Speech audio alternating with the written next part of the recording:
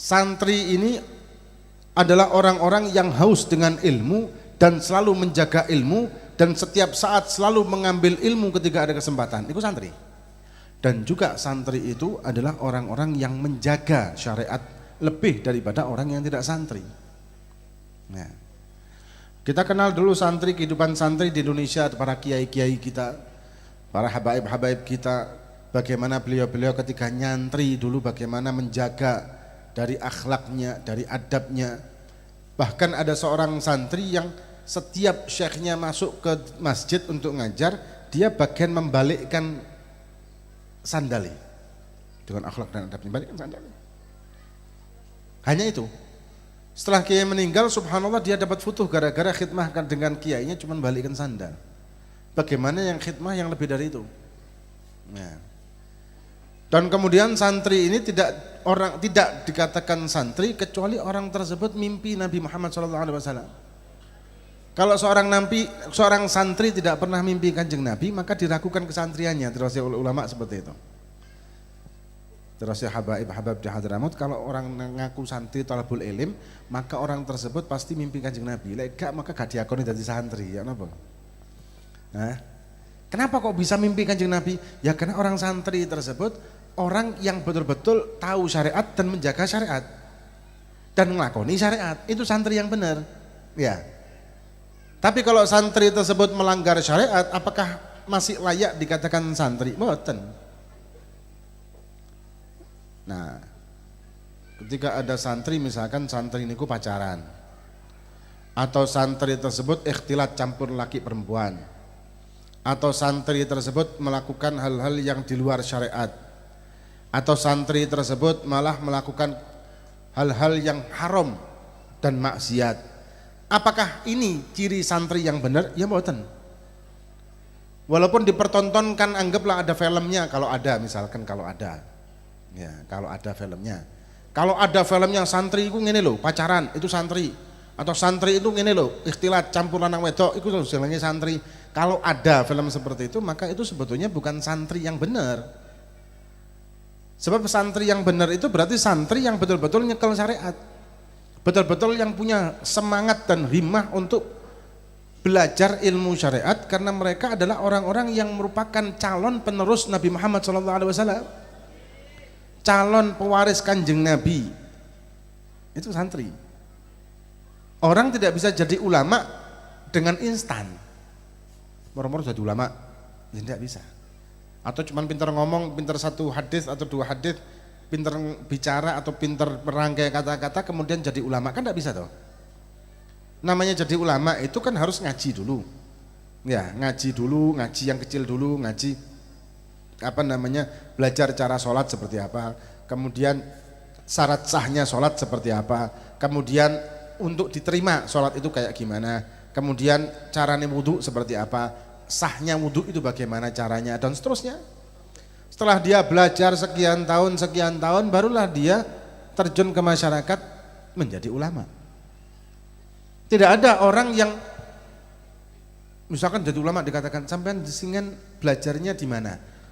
Oh, saya belajarnya di ilmu umum misalkan kayak contoh ya, ada di luar negeri itu ada orang dia belajar teknik, ya, sarjana teknik, tapi dia mengarang kitab-kitab agama. Akhirnya apa? Akhirnya, yaitu contohnya, zina dikatakan halal. Kenapa? Karena yang ngarang sarjana teknik. Ya, sing ngarang niku adalah sarjana teknik, ngarang syariat, ngarang ilmu fikih, ngarang ilmu agama. Ya kan tidak jebus sebetulnya kan, kayak tukang batu ngajari tukang kaca. Sampean lihat yang ngetok koco jupuken apa namanya itu loh yang besi itu ya, amer itu palunya, jebul amer untuk ngetok kocone, ya gak ketok kocone pecah sini ya. Atau tukang kaca ngajari wong tukang batu, nek sampean nanti ngetok watu niku digaris pakai penggaris yang batu itu kan, ada pemotong batu gitu. Ya, sampai kiamat gak bakal ketok batu. Intinya apa? Kalau orang itu kepingin belajar, belajarlah kepada sumbernya yang benar. Kalau orang itu mau mengajar, maka dia harus punya sumber yang betul juga. Punya ilmu, punya sanad yang betul. Ya, jadi bukan berarti kalau santri itu wong sing bebas, santri itu adalah orang yang berbuat semaunya, atau santri kalau melakukan perbuatan maksiat itu enggak masalah, atau santri itu kalau pacaran wajar, atau santri itu misalkan dia enggak nurut sama kiainya maka wajar. Dari mana ini seperti ini? Ya. Padahal dari zaman dahulu kalau namanya santri itu kan enggak sembarangan kan. Namanya santri itu betul-betul orang yang nemen lah berpegangan sama kiainya, nurut dengan kiainya, nurut sama ulamanya.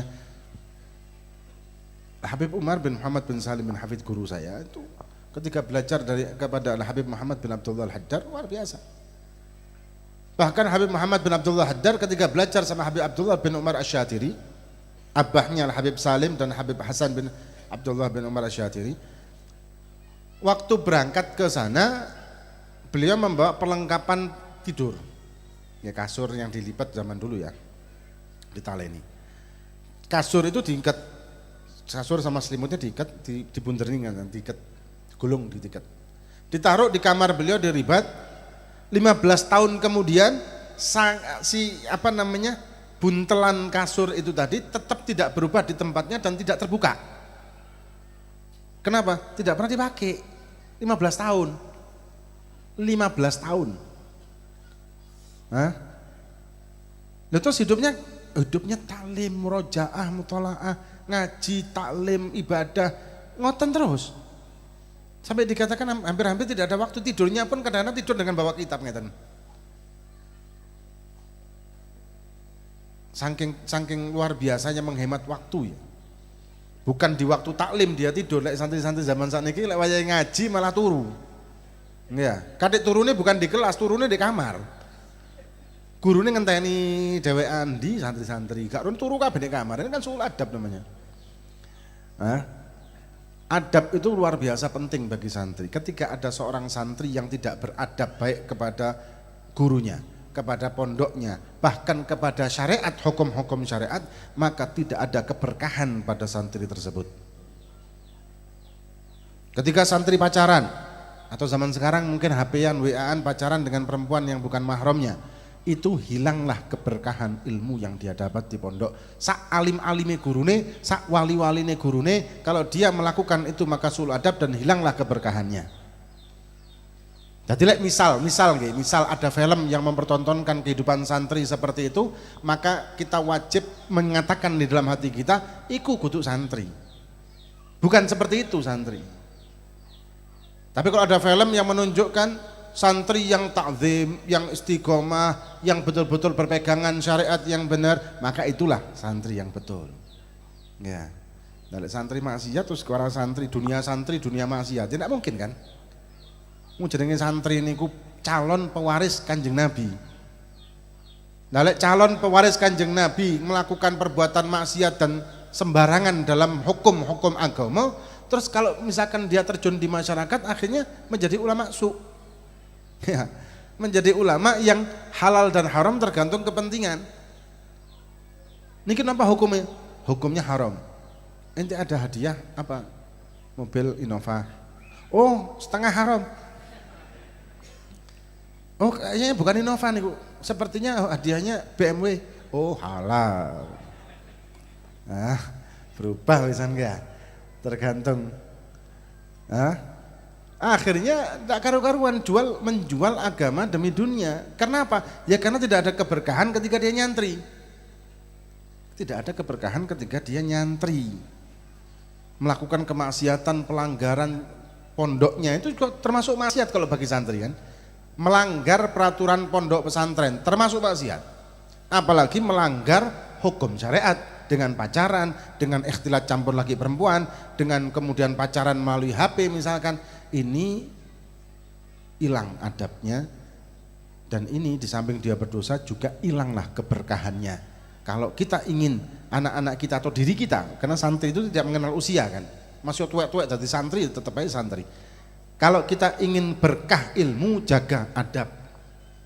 Kalau kita ingin keberkahan ilmu, maka jaga adab baik kepada guru kita, baik kepada ilmu syariat yang pernah kita pelajari. Misalkan ini hukumnya haram, maka kita harus konsekuen dengan berpegangan dan tidak melakukan haram tersebut. Ya, bukan terus ini haram, gak apa-apa tak lakoni. Gak apa-apa wis engko tobat ah. Gak apa-apa engko aku menyesal dan mohon ampun kepada Allah. Kalau ini yang dilakukan, maka dia tidak ada adab dan mempermainkan syariat. Dan kalau orang seperti itu keluarnya, itulah medeni keluarnya toh. Keluarnya dengan label lulusan pondok pesantren fulan, santri ini Habib fulan, kiai fulan. Label ini kan label yang membahayakan sebetulnya. Kalau dia gak kena, kita niki kan, ya terus jujur ya, saya misalkan pribadi ya, saya ini sebetulnya kan tidak membawa nama saya sendiri toh.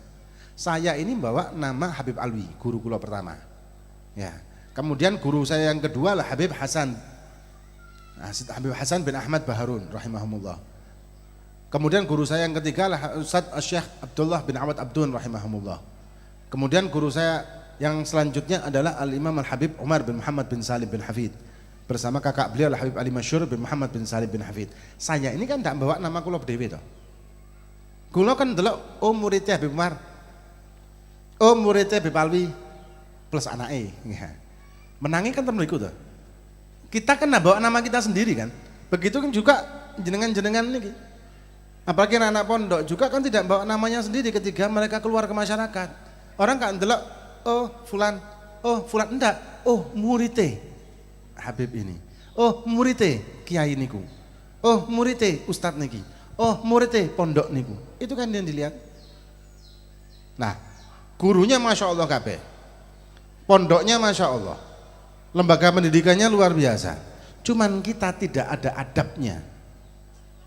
Orang sudah nganggap kita niki wong hebat niki, muridnya wong gede. Ternyata tidak ada adabnya kita. Tidak ada keberkahan di ilmu yang kita dapat. Tidak ada keberkahan di ngaji kita, taklim kita, belajar kita. Akhirnya kita bisa menghalalkan yang haram, mengharamkan yang halal demi dunia. Terus wong-wong awam katut. Normal, orang awam itu kan golek entengi. Itu normal, wajar. Wajar, tidak kepin ruwet kan. Niki napa hukumnya? Haram. Oh nggih pun, kata kok apa kok haram? Biasanya kan tidak seperti itu. Simple. Atau kadang-kadang orang awam itu lihatnya niki apa hukumnya? Halal. Oh ya wes. Ya. Ada yang mengatakan haram tapi dia akan mencari orang yang mengatakan halal kalau dia pingin. Bisnis seperti ini apa hukumnya? Ada yang mengatakan haram. Oh enggak, ulama itu ngomong halal kok. Aku tak melok iku wae. Iya kan? Nyangkut duit pasti ngoten kan? Golek entenge, golek sing gampang, golek sing pokoknya ono cantolane ngoten, ono gandolane, ya, ono gandolane. Lah pas gandolane ulama-ulama sing ulama yang dhalla wa adhal, ulama sing sesat dan menyesatkan.